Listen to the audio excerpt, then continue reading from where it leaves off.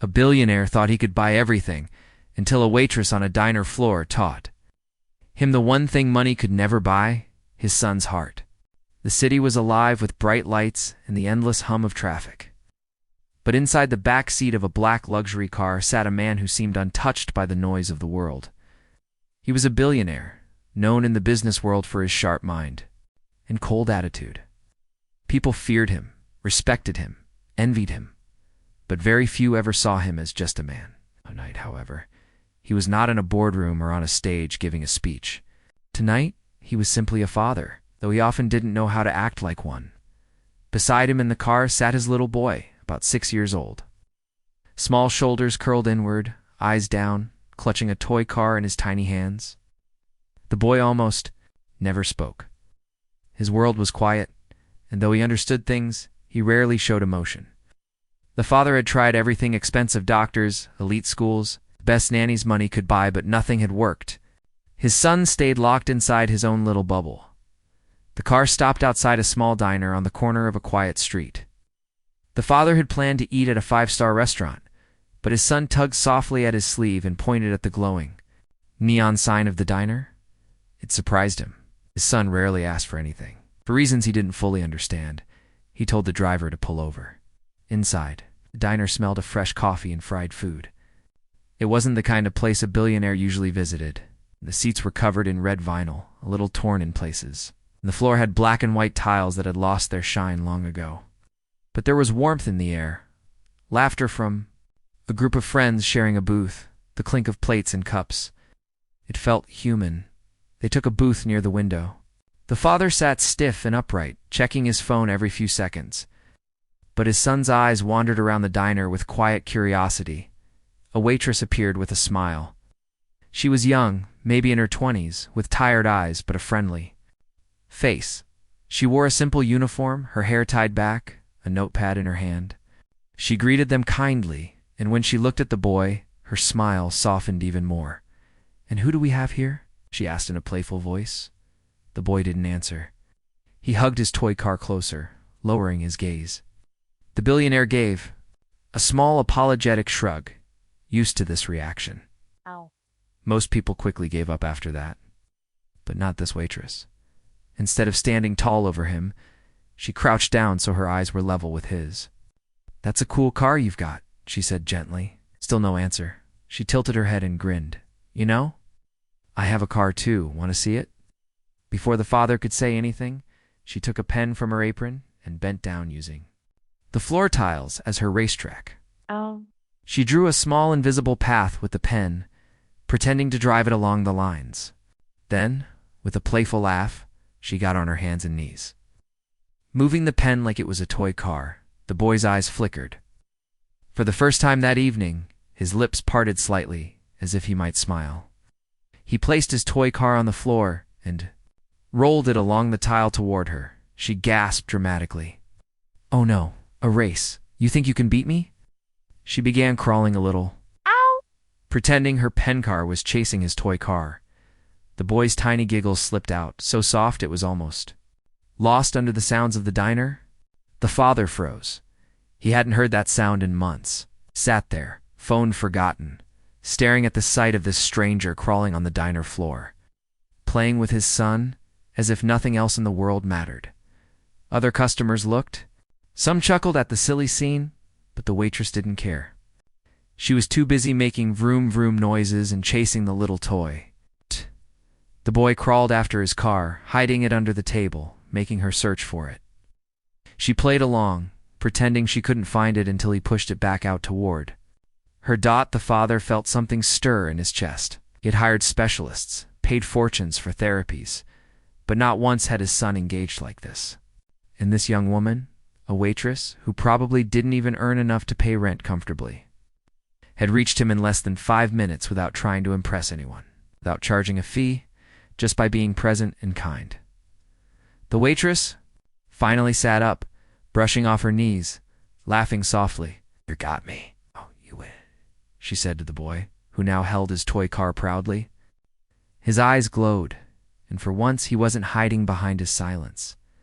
When she stood up, she glanced at the father and seemed almost embarrassed. Sorry, I'd probably looked ridiculous, she said with a nervous laugh. But kids like it when you come down to their level, you know? Father's throat tightened. He didn't trust his voice, so he only nodded. The waitress took their order, but the boy was no longer withdrawn. He followed her with his eyes as she walked away, waiting for her to come back. The father noticed it all, every detail they ate. Their meal burgers and fries for the boy, black coffee for the father, but the true highlight wasn't the food. It was the moment when the waitress returned with napkins, and the boy offered her a fry, something he never did with strangers. She accepted it with exaggerated delight, as though it were the best fry in the world. He laughed again. The father barely touched his coffee. He was too busy watching. He saw how his son leaned forward, waiting for her to talk, how he mimicked her smile, how alive he suddenly seemed. And for the first time in years, the father felt small, because he realized how distant he had been, how much he had missed, and how this woman, a stranger, had done something he hadn't been able to do. When the meal was finished, and it was time to leave, the boy tugged at his father's sleeve again, pointing at the waitress as if asking to stay longer. The father hesitated, something unusual for him, but then told his son softly, "We'll come back." The waitress waved goodbye, crouching once more to his level. "Next time, bring your car again. I'll be ready for another race." Boy nodded quickly, clutching his toy car like it was treasure. Back in the car, the billionaire sat in silence, staring out the window while his son quietly hummed to himself, still smiling. That sound, that small change, replayed in the father's head over and over. He realized something had shifted tonight, something he didn't fully understand yet. But he knew one thing with certainty: he would be back at that diner, and deep inside, though he didn't admit it aloud, the billionaire was more shaken than he had ever been in a boardroom. Because what billions couldn't buy, a waitress on a diner floor had given freely, a glimpse of his son's joy. The next morning, the billionaire woke up earlier than usual. His meetings were already waiting on his schedule. His assistants had sent him reminders, and his phone was buzzing with calls. Normally, he would have rushed into his day, coffee in one hand and documents in the other, his mind locked on numbers, deals, and strategies. But today felt different. He found himself glancing at the small bedroom down the hallway where his son was still sleeping with the toy car in his little hand. The boy looked peaceful, almost happy, as if something had carried over from the night before. The father paused at the doorway longer than he usually did, his chest tightening with emotions he rarely allowed himself to feel. At the office later that morning, he couldn't concentrate. The voices of his board members sounded distant.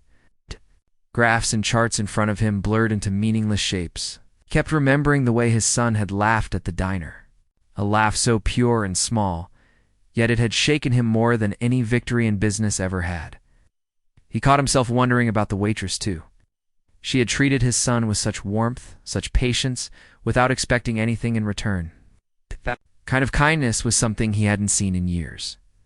That evening, when the driver asked where to go for dinner, the father surprised himself. "The diner," he said firmly. His assistant, sitting in the front seat, turned her head in confusion. It wasn't like him. But he didn't explain. He didn't need to. The boy's eyes lit up when he recognized the neon sign outside the diner. He tugged at his seatbelt, eager to go inside. Father noticed.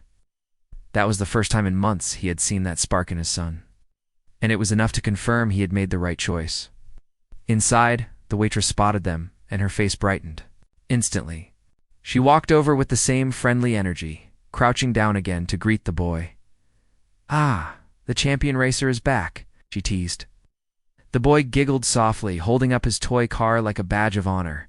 The father sat back watching the scene unfold again.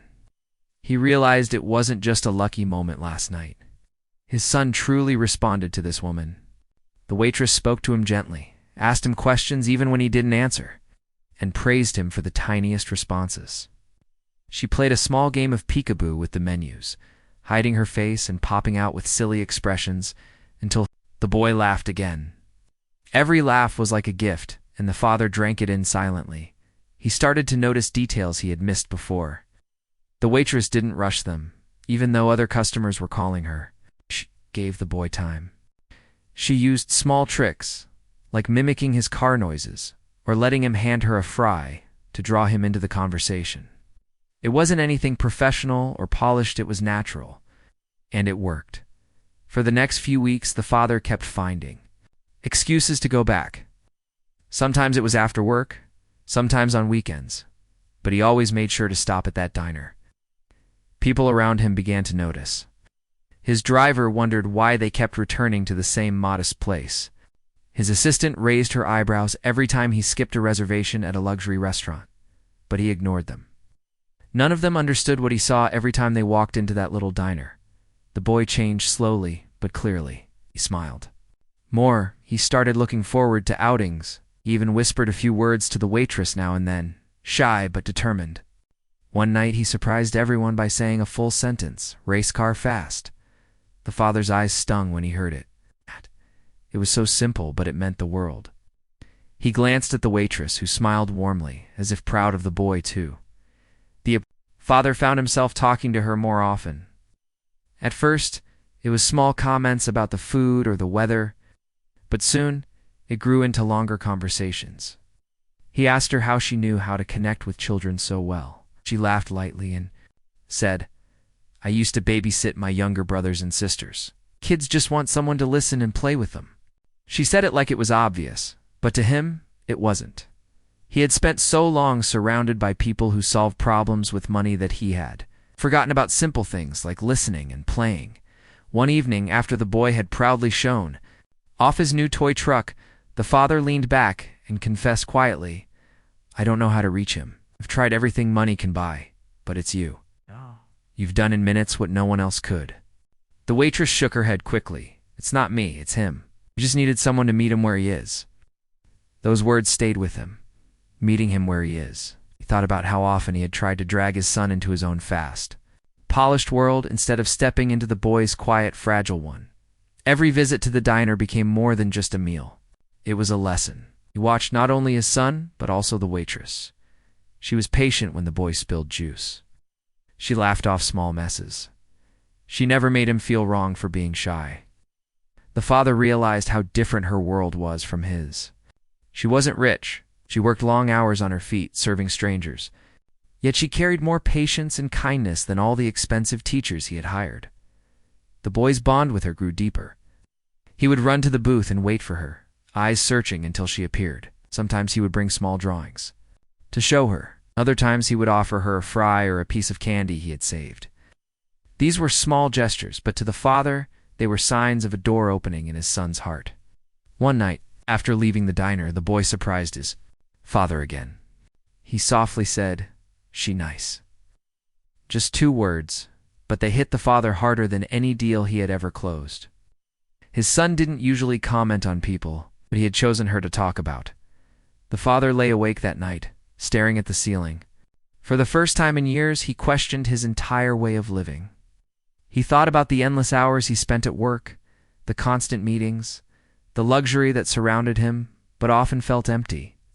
He thought about his son's lonely little world, and how one stranger had stepped in with nothing but a smile and changed everything. He felt gratitude. Deep and raw, but also guilt. Why hadn't he tried harder before? Why had he thought money could solve something as delicate as a child's heart? He realized that maybe it wasn't just his son who needed saving. Maybe he did too. Still, he kept going back. Each visit he tried to copy small things he saw the waitress do. He crouched down to help his son pick up a dropped toy instead of calling someone else to do it. He tried to speak more gently, to play a little, even though it felt awkward at first. His son noticed. Slowly, the boy began to look at his father differently. Not just as the distant man in the suit, but as someone who could kneel down and play too. The billionaire's world of deals and contracts started to blur at the edges. The real highlight of his days became those simple evenings at the diner. Watching his son laugh, listening to him whisper new words, seeing him open up. The waitress remained the same, humble, cheerful, never asking for anything. She had no idea that she was teaching the richest man in the city the one thing his money had never bought: how to be a father. And deep inside, he knew his life was changing, even if he hadn't yet admitted it aloud. The billionaire had always believed that everything in life had a price. If something was broken, he could pay someone to fix it. If someone had a problem, he could write a check and make it disappear. It was the way he had lived for years, and it was the way people around him expected him to behave. But now, watching how much his son adored the waitress, he felt something he wasn't used to: helplessness. He wanted to repay her, to thank her, to show her that her kindness hadn't gone unnoticed. But how could he, when she didn't seem to want anything at all? One evening, after another playful race on the diner floor, he asked to speak to her when she came to clear the plates. He lowered his voice, not wanting his son to overhear. "You've been very good to him," he said. "I'd like to give you something in return. Consider it a small thank you for your patience." She looked confused. "What do you mean?" He pulled out a sleek black wallet and slid a few crisp bills onto the table. The kind of money that could cover her week's wages in one go. Stared at it, then back at him. "No," she said quickly, pushing the money back toward him. His eyebrows rose. "People never pushed money away from him. Ever. I insist," he said. She shook her head again, firm this time. "I don't want your money. I like playing with him, that's all." For a moment, he was speechless. He tried again, offering something else: help with her bills, or maybe a better job if she wanted it. She only smiled, polite but steady. "I'm fine." "Really? You don't have to give me anything?" The billionaire leaned back in his seat, unsettled. He was a man used to control, used to buying gratitude and loyalty. Yet here was someone who seemed immune to all of that. She wasn't impressed by his money, his suits, his driver waiting outside.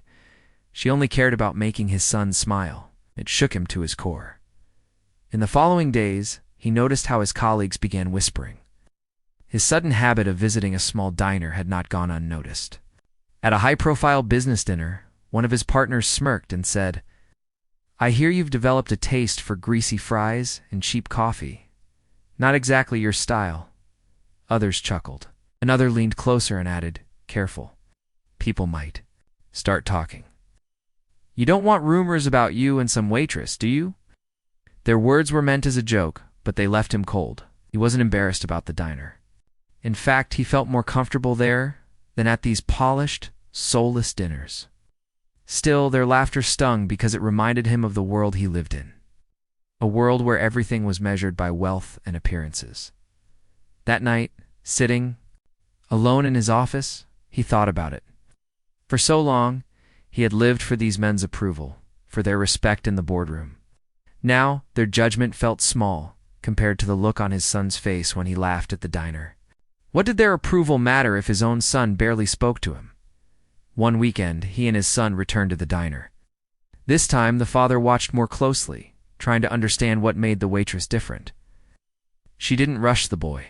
She didn't talk down to him. When the boy hesitated, she gave him time. When he grew restless, she joined his games. Her kindness wasn't forced. It was natural. When she walked away to serve another table, the father found himself speaking softly to his son. "You like her, don't you?" he asked. The boy nodded, hugging his toy car. "Makes you happy?" Another nod followed. By the tiniest smile, the billionaire swallowed hard. He realized something uncomfortable. His son looked at the waitress with more ease than he looked at him. That thought hurt deeply, like a knife in the chest. But instead of anger, he felt guilt. He had spent years thinking of his son as another problem to solve, something to fix with money and experts. He had never thought of simply kneeling down, crawling on the floor, playing. Later that evening, when the waitress stopped by their booth, the billionaire asked her a question he had been holding back. "How do you do it?" "Do what?" she asked. "Reach him. I've tried everything. Specialists, therapies, tutors. Nothing worked, but you. He trusts you." The waitress smiled kindly. "It's not about doing anything special. Kids just want someone to see them, really see them. You can't rush them. You just have to let them be who they are." Her words echoed in his mind long after they left. He thought about how rarely he truly saw his son. He provided everything: food, clothes, a luxurious home. But had he really been present? Or had he been too busy chasing deals and profits to notice the small things? The next time they returned, he tried something different. When the boy dropped his toy under the table, instead of calling the waitress to help, the father bent down himself. He reached under, picked it up, and then paused. The boy was still under the table, looking at him with wide eyes. The father hesitated, then crouched all the way down. "Can I race too?" he asked, his voice softer than usual. The boy blinked, surprised. Then, slowly, he pushed the toy car toward his father. For the first time, father and son crawled on the floor together. The waitress, carrying a tray nearby, stopped for a moment, her face lighting up as she watched. The billionaire didn't care who else saw. He only cared about the way his son's laughter filled the room. But outside the diner's warm glow, the pressure of his other life grew heavier.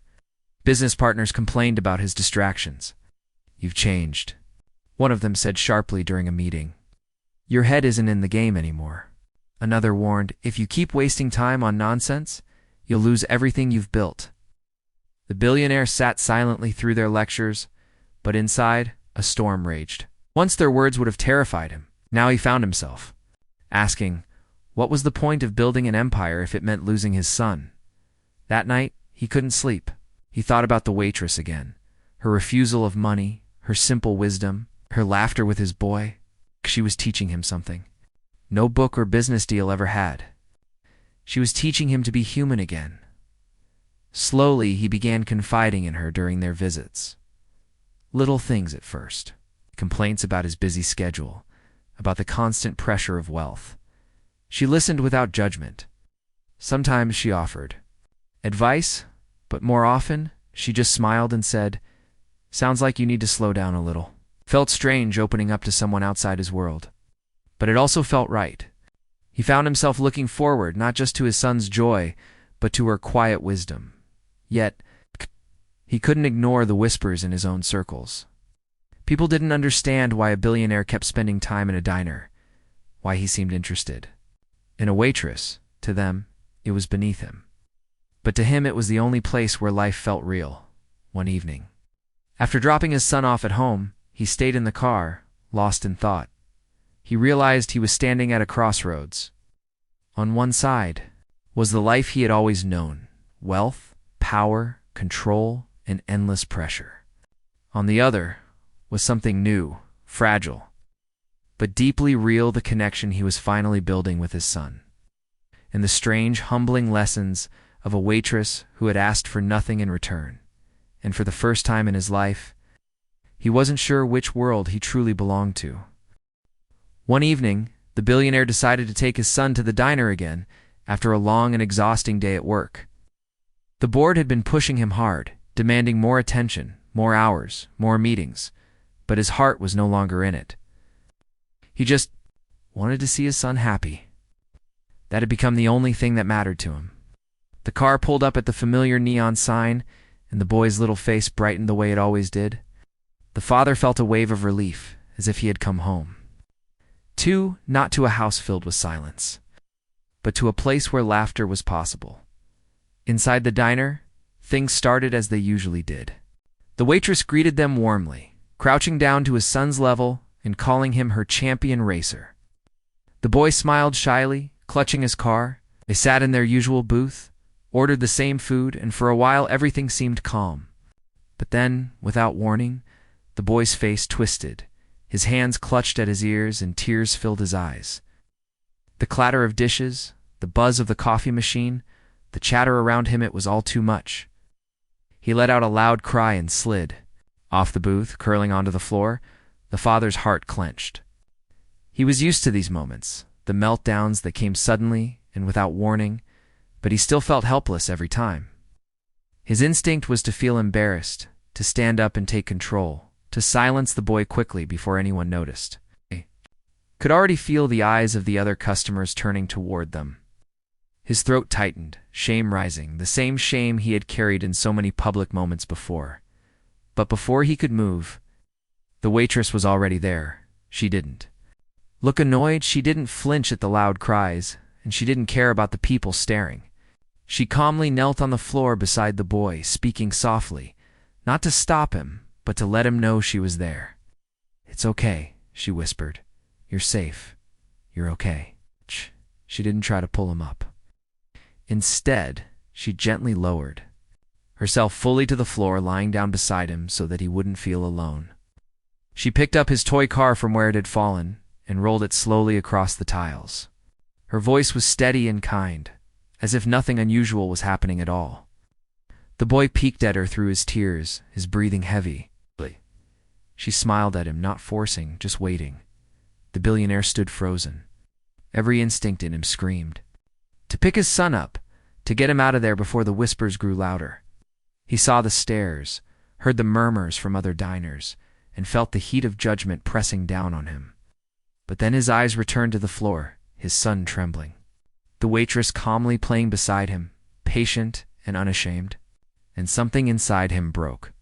For the first time, he didn't care what anyone else thought. He sank down to his knees, slowly lowering himself until he was on the floor next to them. His expensive suit brushed against the dirty tiles, but he didn't care. He picked up another toy from the bag his son carried and placed it gently beside him. "Can I play too?" I asked softly. The boy looked at him, startled. His father had never done this before. The boy hesitated, then reached out with trembling fingers and slid the toy toward him. The father's heart thudded. Carefully, he moved the toy along the tile, mimicking the sounds his son always made. Vroom, vroom. His voice cracked, awkward and unfamiliar, but real. The waitress smiled at the scene, her eyes warm. The boy slowly shifted closer to his. "Father," his cries softening. Then, to the father's shock, the boy crawled into his lap, clutching his shirt tightly. The billionaire froze, his throat tightening as his son buried his face into his chest. He hadn't felt this closeness in years. He wrapped his arms around the small body, his heart pounding, tears stinging his eyes. Around them, the diner was silent for a moment. Some customers watched with wide eyes, surprised to see one of the most powerful men in the city kneeling on a diner floor, holding his crying child. Then someone pulled out a phone, snapping pictures. Another whispered, "Is that really him?" The father heard it all, but didn't let go. For the first time, he wasn't ashamed. He didn't care what the world saw.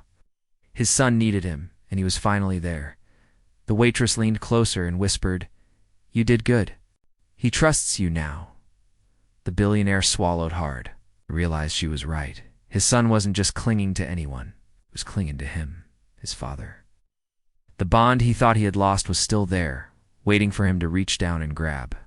Yet by the time the boy calmed, the photos had already made their way online.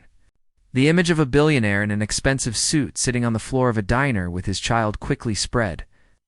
By morning, it was everywhere: news, outlets, blogs, social media.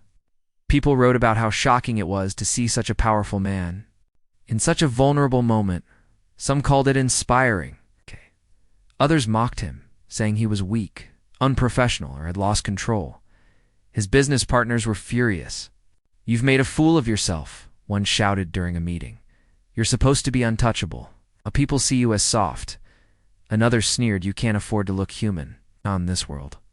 The billionaire sat at the head of the table, staring at their angry faces. For years, their opinions had been his guide. But now he felt strangely calm. He remembered his son's arms around him, the way his small body had trembled until he held him close, the way he finally trusted him. No business deal, no amount of money had ever given him that feeling. "I don't care," he said simply. The room fell silent. "If showing up for my son makes me look weak, then so be it. I'd rather be weak in your eyes than absent in his." The partners exchanged shocked glances, not used to hearing him speak that way. Some muttered in disapproval, but he no longer felt the need to argue. He had made his choice. That evening, back at the diner, the waitress greeted them with her usual warm smile. "Saw you made the news," she teased lightly. He chuckled, shaking his head. "Seems I can't escape it." She looked at him seriously. "Then don't let them make you doubt yourself. You did what your son needed. That's what matters." Her words sank deep. For years, he had let his identity be shaped by boardrooms and headlines. Now, for the first time, he felt like he was shaping it himself, not as a billionaire, not as a businessman, but as a father, as he watched his son laugh again. Crawling under the table to race his car, the father smiled. He realized the world could say whatever it wanted. He had finally taken the first step toward being the man his son needed. And nothing was more important than that. The billionaire sat in his office late at night, staring at the city lights below. Normally, he would have been reviewing reports, checking stock prices, and planning his next move in the business world. But tonight, his mind was elsewhere. Thought about the diner, the waitress, and most of all, his son. The boy had changed so much in the past weeks. He laughed, he spoke, he played, and he seemed to trust the world a little more. And it had all started with someone who cared enough to kneel on a diner floor and meet him where he was. The billionaire realized that his priorities had shifted completely.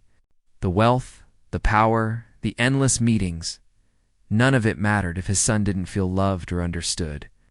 He began making plans to spend more time with him, to be present, not just as a provider, but as a father. For years he had assumed that money could solve every problem, that lavish gifts and expensive lessons would make his son happy. Now he understood the truth. Happiness came from connection, patience, and presence. Over the next few months, he started adjusting his life. He delegated more work to trusted executives, refused unnecessary meetings, and carved out time every day to be with his son. The boy thrived. He grew more confident, began talking more, and even started forming small friendships at school. The father watched every change with pride, feeling emotions he hadn't allowed himself to feel in years. The transformation wasn't instant, but it was steady and real. The waitress continued to be a constant presence in their lives. She never sought fame or money, never wanted recognition for what she had done. She simply continued to care for the boy, laughing with him, teaching him games, and showing him the warmth of genuine attention. Sometimes she would exchange small conversations with the father, offering advice, sharing stories, or just smiling knowingly. Her presence reminded him that kindness did not have to be bought, that some of the most important things in life were free. One evening, father took his son to the diner, not for food, but just to play. The boy pulled out his toy cars and lined them up along the floor tiles, inviting both his father and the waitress to join in.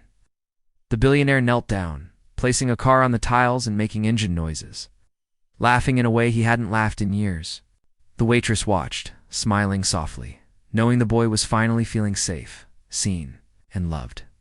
It wasn't long before the media noticed the continued appearances of the billionaire at the diner. Photos were taken, articles were written, and social media buzzed with people admiring the man who had chosen to spend time with his child over everything else. While some critics remained skeptical, the overwhelming majority praised him.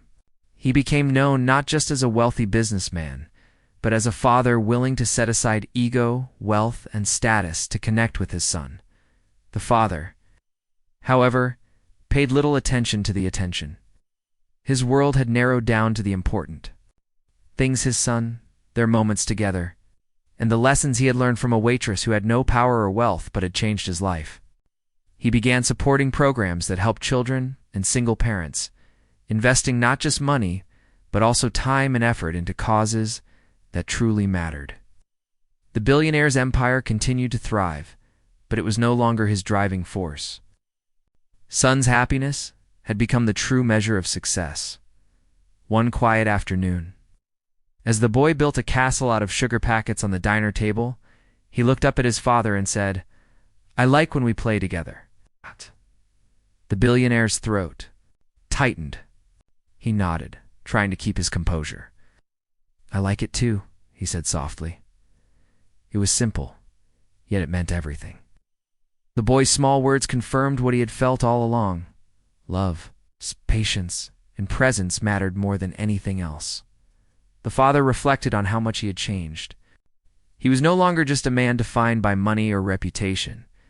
He had become someone capable of humility, kindness, and genuine connection. The lessons he had learned were simple but profound. Kneeling on the floor to play with a child could teach more than 1,000,000 meetings ever could. Patience and understanding were more powerful than wealth. And real change sometimes came from the most unexpected people. He thought often of the waitress, grateful for the role she had played. She had not asked for recognition. She had not expected reward. and yet she had given him the greatest gift, insight into his son's heart and into his own. Sometimes he caught himself smiling at small things she had taught him: how to wait, how to listen, how to step into someone else's world. He knew he would never forget her, though she remained humble and quiet, never seeking fame. The father also noticed the change in himself. He was calmer, more patient, and more present. He no longer measured life by accomplishments alone. He had learned that moments of joy, laughter, and trust were far more meaningful. The board meetings could wait. The deals could be postponed. His son's smile and laughter could not be delayed. Months later, the boy started school again, and the father walked him to the door, kneeling beside him to adjust his backpack. "You're going to do great today," he said. The boy hugged him tightly. "Thanks, Daddy," he whispered. And for the billionaire, those words were priceless. They were the culmination of all his efforts to become a better father, a better man. Even in his business world, the father began making small, meaningful changes. He encouraged more humane practices, invested in charitable programs for children, and made sure that his success could help others beyond just himself. He realized that the true value of wealth was not in possessions, but in the ability to create happiness, opportunity, and love. One afternoon, he returned to the diner with his son for no reason other than to spend time together. They laughed, played with toy cars, and built little towers from napkins. The waitress watched quietly, proud but modest, knowing she had helped plant seeds of love and trust. The father knelt on the floor again, his expensive suit brushing against the tiles. But he didn't care. He had finally learned that status and pride meant nothing compared to these moments. Years later, the father would look back on this period of his life as a turning point. He had learned to slow down, to be present, and to value what truly mattered.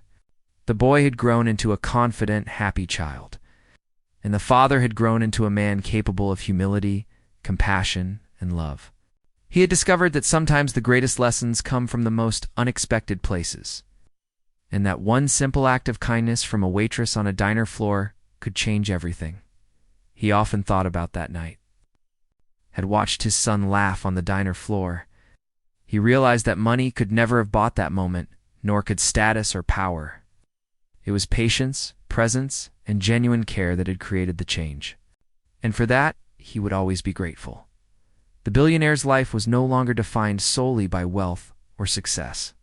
It was defined by love, connection, and the knowledge that the smallest acts of kindness could transform lives. He had learned that the truest measure of success was not the number of zeros in a bank account, but the depth of the bond he shared with his son. And in that bond, he had found a happiness and fulfillment that no fortune could ever provide. The story ended with a quiet, lasting truth. The billionaire had been transformed, not by business deals or luxury, but by the simple, selfless kindness of a young waitress. And in that transformation, both he and his son discovered the real meaning of life connection: love and the courage to be present when it mattered most.